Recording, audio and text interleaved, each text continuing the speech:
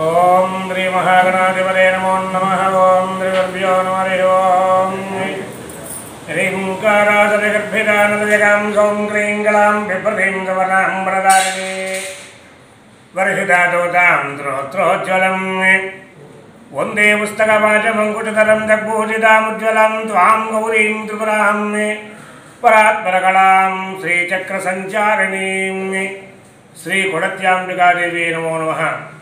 తూర్పుగోదావరి జిల్లా నిడదవోలు మండలం తిమ్మరాజుపాలెం గ్రామంలో వేయించి ఉన్న సర్వమంగళ స్వరూపంగా విరాజిల్లుతున్న శ్రీ మహాకాళి మహాలక్ష్మి మహాసరస్వతి స్వరూపంగా శ్రీ కోటసత్త అమ్మవారు వెలువేస్తోంది। ఈ కోటసత్త అమ్మవారు ఈ దేవాలయం పూర్వం 11వ శతాబ్దంలో ఈ అమ్మవారి కోటలో శక్తి రూపంగా సంచరిస్తూ ఉండేదని చెప్పబడుతోంది। ఆ కోటలో ఉన్న శక్తే కాబట్టి కోట శక్తే కొంతకాలానికి కాల ప్రవాహంలో కోటసత్తమ్మగా మారింది। ఈ అమ్మవారు 1936లో దేవులపల్లి రామమూర్తి శాస్త్రి గారికి కలలో కనపడటం జరిగింది।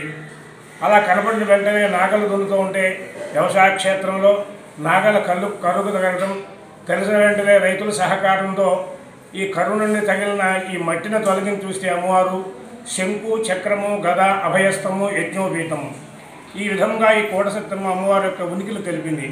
దాంతో అమ్మవారికి అక్కడ రామమూర్తి శాస్త్రి గారు ఒక గుడిని నిర్మాణం చేయడం జరిగింది। తర్వాత దేవులపల్లి గోపాలకృష్ణ శాస్త్రి గారు వంశపారంపర్య ధర్మవర్తిగా వారి ఈ దేవాలయానికి అభివృద్ధి చేస్తూ ఉన్నారు।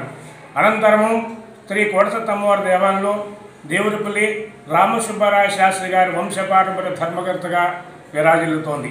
అనంతరము కూడా దేవులపల్లి రవిశంకర శర్మ గారు ఈ దేవాలయానికి వంశపార ధర్మకర్తగా విరాజిల్లుంది। ఈ దేవాలయంలో ప్రతి నిత్యం కూడా అమ్మవారికి విశేషమైన పూజలు జరుగుతూ ఉంటాయి।